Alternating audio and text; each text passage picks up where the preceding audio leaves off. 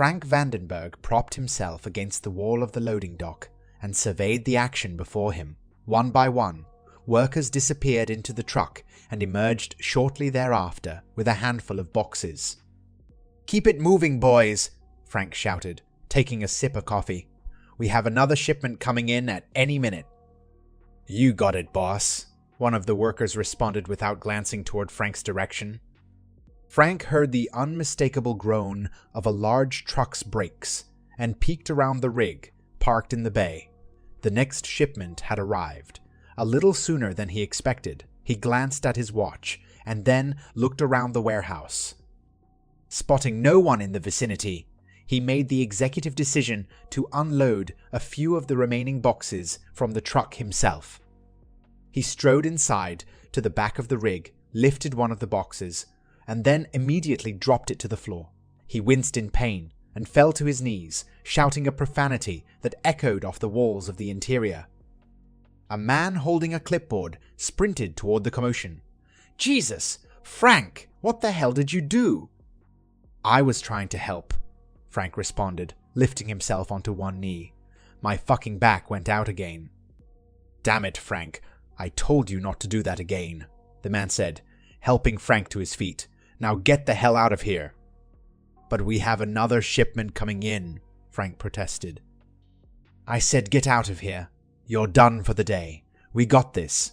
Go lie down somewhere. That's an order." Frank looked at his supervisor and nodded silently. Clutching his lower back, he hobbled toward the door and exited the warehouse. By the time he reached the entrance to his apartment building, he could barely walk. Pain radiated along his lower back and down along his left leg. With a noticeable limp, he entered the building and strode down the hall. He had just inserted his key into the lock when he heard the sound that would change his life forever. It was the unmistakable sound of his wife in mid-orgasm. "Oh God," he faintly heard as he pressed his ear to the door. "Oh yes! Oh, that's amazing! Oh yes!" The numbers on the door before him became blurry. A venomous rage boiled within him, causing his stomach to churn. He could taste the bile at the back of his throat. Trembling with anger, he slowly turned the key. Suddenly, he released the key and stumbled backward into the hallway, smashing into the opposite wall with a thud. "Damn," he whispered to himself. "That deceitful liar. That unfaithful, dishonest person. How could she do this?" A door cracked open beside him, and man peeked his head into the hallway. "Everything okay, Frank?" the man asked. Frank turned to face him. His face reddened and his jaw and fists clenched. Beads of sweat glistened on his forehead. "No, it's not okay, Walt," he said, trying his best to keep his voice down. "My unfaithful wife is over there with some other guy. That deceitful woman is cheating on me." Walt's eyes widened, and he scratched his chin and scanned both ends of the hallway. "Shit, Frank. Listen, why don't you come inside and calm down for a minute? I don't want you doing anything you might regret later." Walt took him by the shoulder and gently guided him inside his room, closing the door behind him. He pulled out a chair at a small table, and Frank sat, his expression consumed with fury. Walt placed a glass in front of him, and then sat across the table with one of his own. "Tell me what happened," Walt said. "I came home early," Frank said, taking a healthy swig from his glass. "She wasn't expecting me. I was just about to turn that key when I heard them in there." He jerked his thumb toward the door. "Yeah, what did you hear?" "Luann!" She was screaming and yelling while some guy was with her. It sounded like he was being rough. She was in the middle of it when I got to the door. "Damn, Frank. I don't know what to say. Luann doesn't seem like the type to cheat on you. Are you sure about this?" Frank stared straight into his neighbor's eyes. "You don't think I know what my wife sounds like when she's having an orgasm?" Walt waved his hands in defense. No, Frank. That's not what I meant. What are you gonna do?" "I'll tell you what I'm gonna do," Frank said, taking another big gulp of liquor. "I'm gonna finish this drink. Then, I'm gonna go across the hallway and beat the living shit out of whoever is there with my wife. Then I'm gonna divorce her and take everything she has. Now, hold on, Frank, Walt said. You gotta think this through. If you go over there all half-cocked, she could use that to claim you're violent. File a restraining order and get full custody of the kids. You need to be smart about this. Do it the right way. Frank sat back in his chair and winced in pain. Only 9 years old. He wouldn't understand what was happening, and he needed his father to guide him through the years ahead and warn him about women like his mother. Divorce was imminent. There was no doubt about that. It would happen on his terms, though. Knowing what he now knew, he held the upper hand. Frank, are you in? Frank raised his head and paused for a moment to consider the question. His focus returned to the matter at hand, and he perused the cards he held in his hands. He nudged a plastic chip into the center of the table. You okay, Vandy? Said the man to his right. Frank had a rough day last week, Walt explained, tossing a chip onto the pile. He found out his wife, Luann, is cheating on him. This elicited a collective gasp from the group of men seated around the table. Shit, Frank, Jackson said.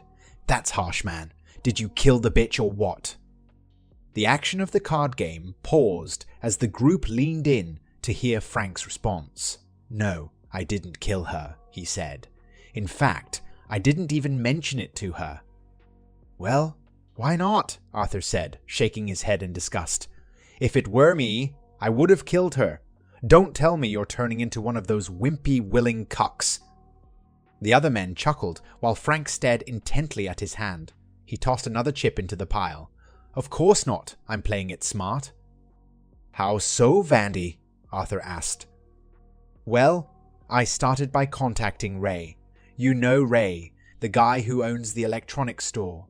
He gave me a deal on one of those video cameras they use for security. It was pretty expensive, but at this point, money is no object. Yeah? What did you do with it? Jackson asked. Well, I had Ray install it in our bedroom, facing the bed. The men chuckled again and exchanged knowing grins. I know who she's banging, Frank continued.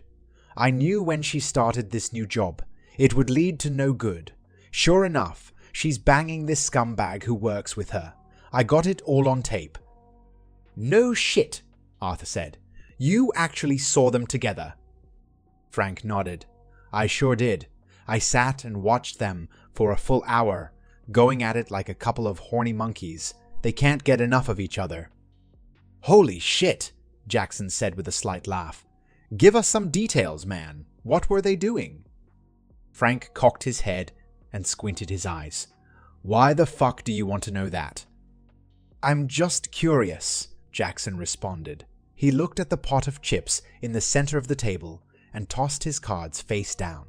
You don't have to tell us if you don't want to. Frank looked across the table at Walt and studied his expression. I call, he said, and displayed his cards to the group.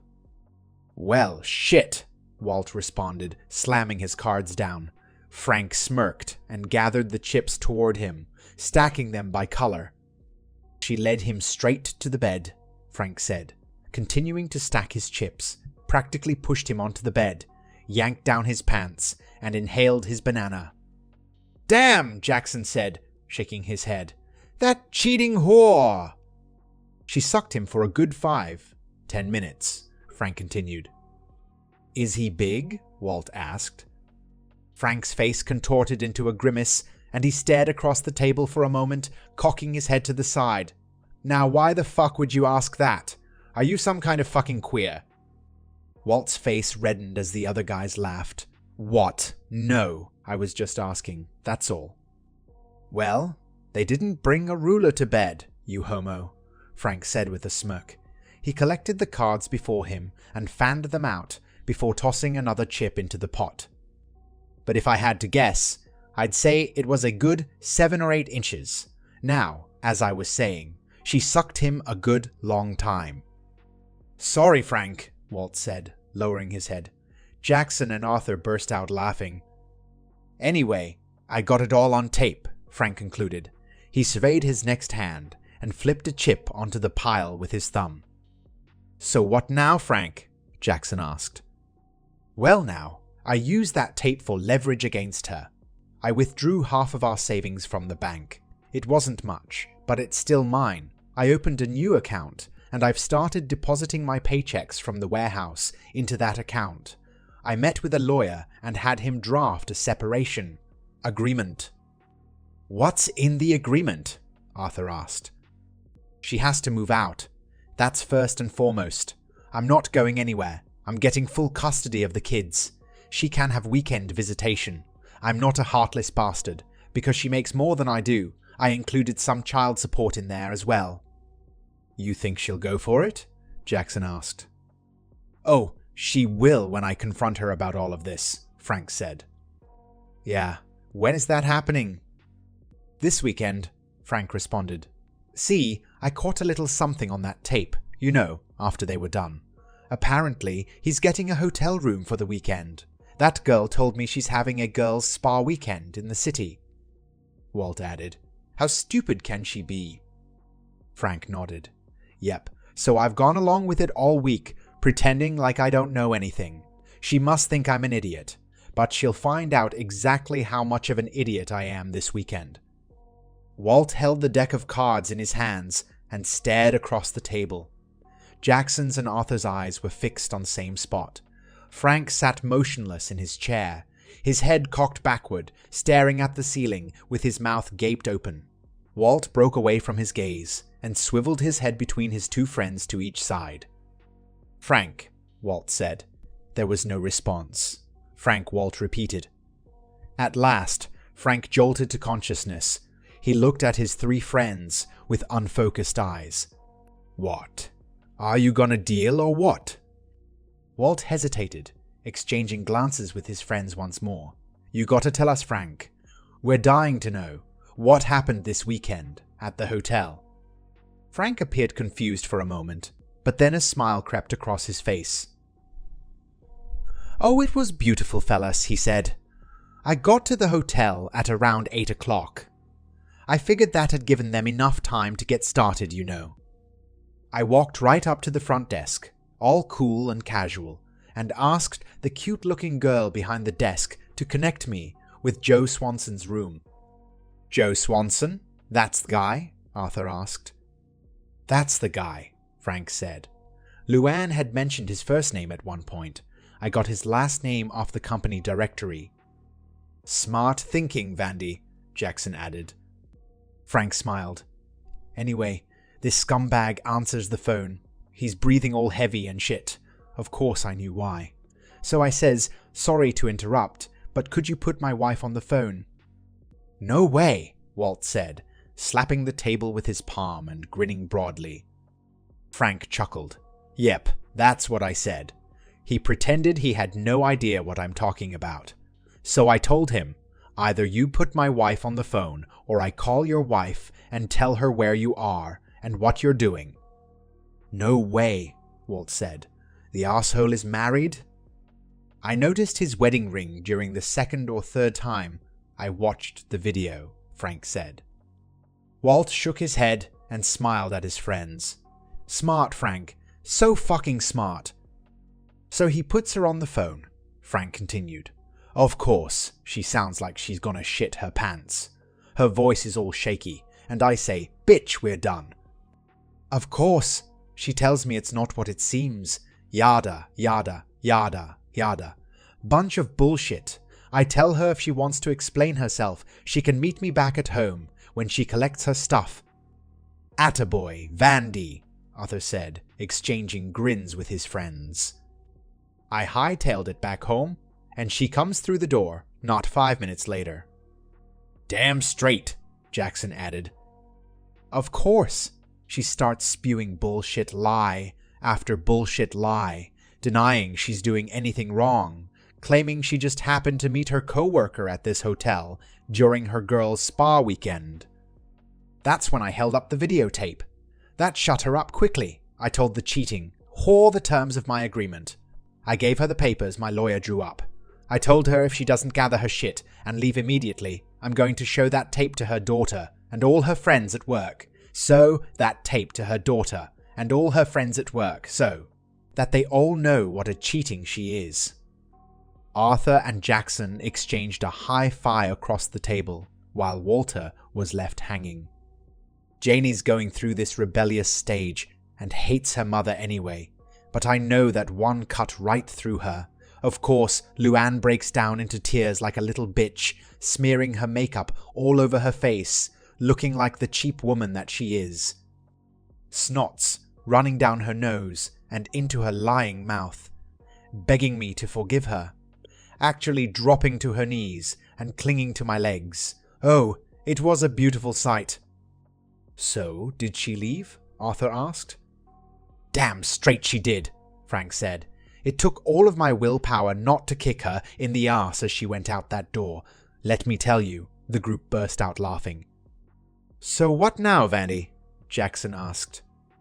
"Well, I got to sit the kids down and break the news to them. You know, tell them Mommy and Daddy still love them, and all that. Of course, the court will decide where they go, and I'm sure the kids will have to choose. I have no doubt that Janie will stay with me. We'll follow her. He's always looked up to his big sister and wants to do whatever she does." "Damn, Frank, you really made the best of a bad situation," Walt said. He began dealing the cards. Frank gathered together the pile in front of him, fanned them out, and smiled.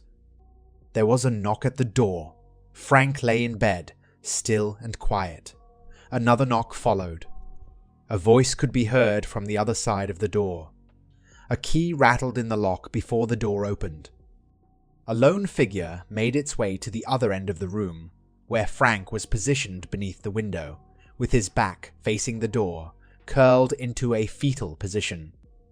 The woman, dressed in white, from head to toe, jostled him by the shoulder.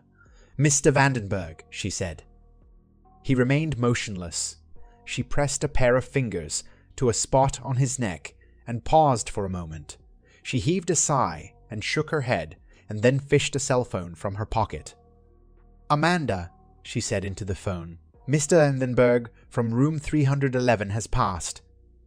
I'm so sorry for your loss." "Thank you," Jane responded, shaking the man's hand. The man then proceeded down the line and shook the hand of the man standing next to her. "So sorry for your loss," he repeated. "Thank you," Marty said, "and thank you for doing what you did for my dad. I know he really enjoyed it." "Who was that?" Jane asked after the man departed. "Jay, I think his name is," Marty responded. Jay Moore. He worked in the supplies department. He used to let Dad back there sometimes. I guess it brought back memories of the warehouse. "I thought he hated that warehouse," Jane said with a sigh. It reminded him of his failure. "He didn't fail," Marty protested. "Things just didn't work out the way he planned. He was supposed to take over the business from Grandpa. Then Grandpa died, and the business collapsed, and Dad found himself out of work. He took the best job he could find." "Yes, I know," Jane said with annoyance. "I was there for the whole thing. You came along at the tail end." Marty sighed and gazed out the window. His eyes sparkled with youth, but the grey hair along his temples revealed his true age. Another man approached and offered his condolences. "Janie, this is Matthew," Marty said. "Matthew Fitzhenry," he responded, shaking Jane's hand. "I'm so sorry we had to meet this way. There was a thin plastic tube fed inside each of his nostrils, and he reeked of urine." "How did you know my father?" Jane asked, surreptitiously, wiping her hand along her pant leg. "Oh, we hung out together all the time," Matthew responded. "We usually ate lunch and dinner together and played poker once a week. Of course, he always referred to me as Arthur. It didn't matter to me, though. I took no offense. You know, although your father's memory went a long time ago, that man never forgot how to play poker. He was just merciless on all of us." "I'm glad to hear that," Jane said. Another man approached. He was tall and dark-skinned, with a mostly bald head covered with flecks of white. "Randy," he said, extending his large hand toward Jane. "But your dad always called me Jackson for some reason. I suppose he must have known a black guy named Jackson at some point." He chuckled to himself, and then coughed. "It's good to see you again," Marty said, shaking Randy's hand. "How is your painting coming along?" Randy smiled broadly. "It's a slow and steady process, but it's coming along. There are 7 of us working on it now." "You need 7 people to create one painting?" Jane asked. Randy shook his head. "Nah, it's just paint by numbers. It's mostly me doing the painting, but I like to have the others around to let me know when I'm painting outside the lines." Jane nodded her head slowly, but it was evident she was humoring him. Randy excused himself, and soon thereafter another man plodded slowly toward them with the aid of a walker. "Jane, this is—" "You can just call me Walt," the man said, extending his hand. "I prefer to remain anonymous. You never know who might be listening around here." Jane and Marty exchanged curious looks as Walt surveyed his surroundings. "I just want to tell you both, I cherished your father deeply," Walt continued. "He was a good man, and he had such a vivid imagination. Why, the other fellas and I just loved it when he would tell his stories. He had a new one ready for us all the time, and we would enjoy it so much. He really had a way with words." "I didn't know Dad had a creative side to him," Jane said. "What type of stories would he tell?" Well, Walt began with some hesitance. All of his stories were about the same thing, but he would change things here and there to keep it interesting. "And what were they about?" Jane pressed. Walt looked at Marty and then back at Jane. "I don't mean any disrespect to your mom." "Oh, you can freely disrespect her," Jane interrupted. "That's fine with me." Walt smiled. "Well, okay then. See, his stories were all about your mom cheating on him.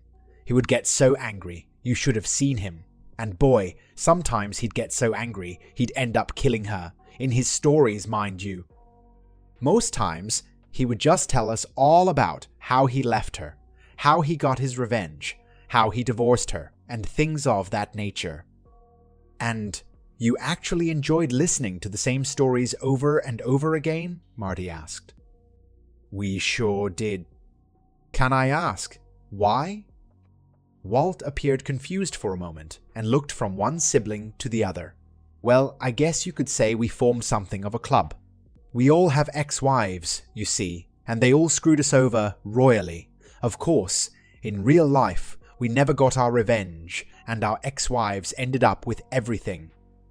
But in Frank's stories, Luann would always get her comeuppance, and Frank would always end up happily ever after with someone much prettier and nicer.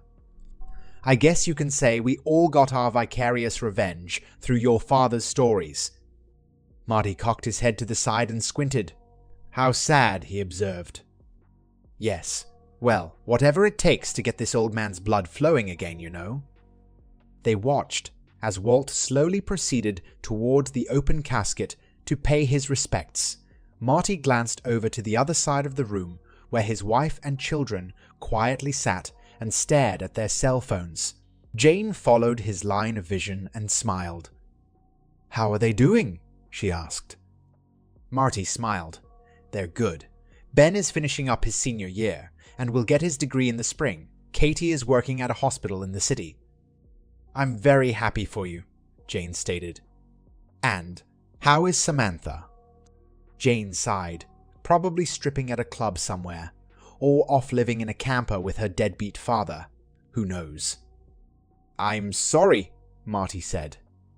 "Don't be. It's what happens when you grew up in a dysfunctional family like ours. If Mom hadn't left us to run off with that asshole, I imagine all our lives would be very different today." "Janie, that was 30 years ago. You have to let it go." "Let it go. I'm 45 years old. I've been divorced twice already, and I can't see husband number 3 showing up anytime soon. I'm going to live the rest of my days alone, and it's all that woman's fault." "How is it her fault?" "She chose her lover over her family. What type of woman does that? And what type of impression do you think that left on me? Everything I know about marriage, I learned from that woman. She had her reasons for leaving Dad. Janie, you can't keep blaming her for the choices you've made in life. Easy for you to say, Mr. Perfect. Happily married, with 2 wonderful kids. You'll never end up in a place like this, surrounded by creepy old men.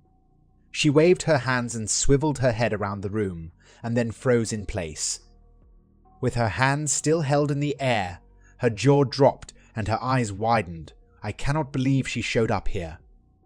The woman strode toward them, looking solemn, yet smiling politely. Still beautiful in her old age, she was dressed immaculately and carried herself with a quiet dignity. She kissed and hugged Marty, and then turned toward her daughter. Jane, it's good to see you, Luann said. It's been a long time. I can't believe you have the nerve to come to this, Jane said. He was my husband, Luann said, and the father of my children. Of course I'm here to pay my respects just like everyone else. Respects, Jane repeated with a laugh. You never respected him a day in your life. Luann shook her head sadly. Your father was a very different man when we married. He was funny and confident and driven to succeed.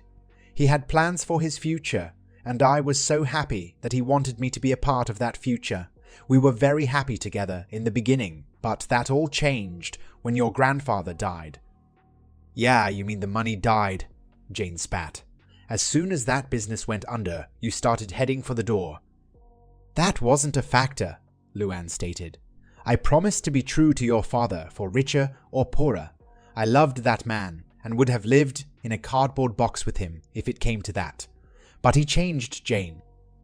I know you don't want to believe it, but he did. He became angry and bitter, and the depression ate away at him from the inside out. He was drunk more often than not, and he became verbally abusive, both to me and you kids. He was a good father, Jane insisted. Luann nodded. He was.